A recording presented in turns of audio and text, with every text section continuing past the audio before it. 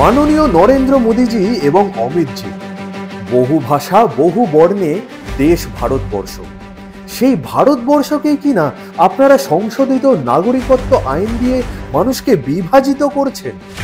ভারতীয় সংবিধান সবার সমান অধিকারের কথা বলে, কিন্তু বিভাজন আপনারা করেই ছাড়লেন। এই যে বড় রঙ্গ, घुसपैठ को रोकने के लिए और कड़े कदम उठाने वाले हैं। आज मैं आप सबके सामने कहकर जाता हूं, सीए इस देश का कानून है, इसको कोई रोक नहीं सकता, सबको नागरिकता मिलने वाली। झूठ झूठ झूठ সবই মিথ্যে।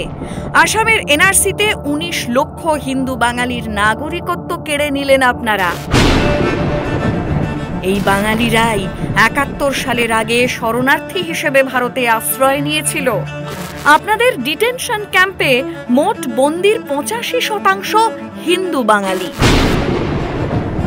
আপনাদের বিজেপি সরকারই ডি ভোটার অর্থাৎ সন্দেহজনক ভোটার নোটিশ দিল 71,000 বাঙালিকে, বিদেশি ঘোষণা করলো 37,000কে। এত বড় রঙ্গ। ডিটেনশন ক্যাম্পে বাঙালির মৃত্যু। অসমের সোনিতপুরের আলী সিংগার ঘটনা, মৃত 65 বছরের দুলাল পাল। आपकी माँ है वहाँ डिटेंशन सेंटर में? माँ। कब से है? 1 বছর। আপনাদের সরকার ক্ষমতায় এলে বাঙালিকে এরকমই উপহার দেবেন বাঙালিরা বুঝে গেছে। डिटेंशन सेंटर के अफवाह सरासर झूठ है। এত মিথ্যে কেন মোদিজি? প্রমাণ। Kargil war veteran Mohammad Sanaullah, who remember was earlier declared a foreigner in the NRC list. আসামের কামরূপ জেলার মোহাম্মদ সানাউল্লাহ ভারতীয় সেনাবাহিনীতে 30 বছর চাকরি করার পর আসাম বর্ডার পুলিশে কাজ করছিলেন। তাকেই কিনা বিদেশি বলে বন্দি করে ডিটেনশন ক্যাম্পে পাঠিয়ে দিলেন আপনি। যে রুলসটা কালকে কেন্দ্রীয় সরকার ঘোষণা করেছে, আদৌ এটা বৈধ কিনা আমার সন্দেহ আছে, কোনো ক্ল্যারিটি নেই। আমাদের দাবি অত্যন্ত পরিষ্কার।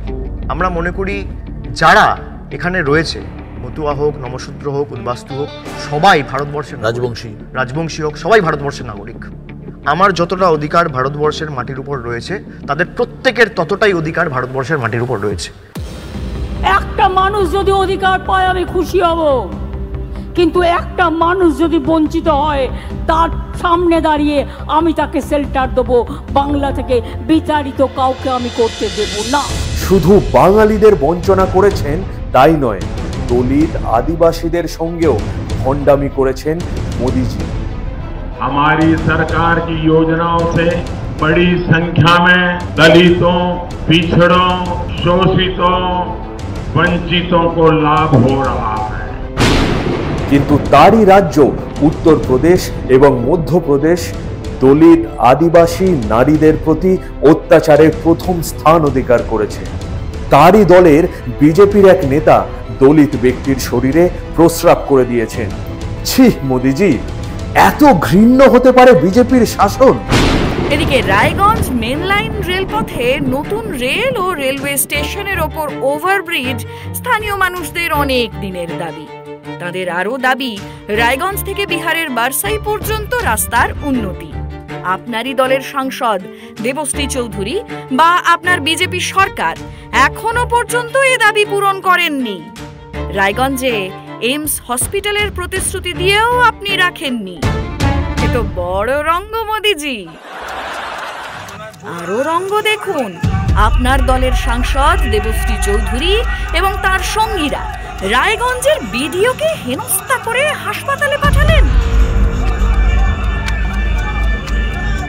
আপনাদের মিথ্যেগুলো ধরা পড়ে যাচ্ছে যে মাননীয় মোদিজি। আপনাদের মিথ্যের ফাঁদে পা না দিয়ে নিজের অধিকার নিজেই বুঝে নেবে মানুষ। নমস্কার নেবেন মোদিজি এবং অমিতজি।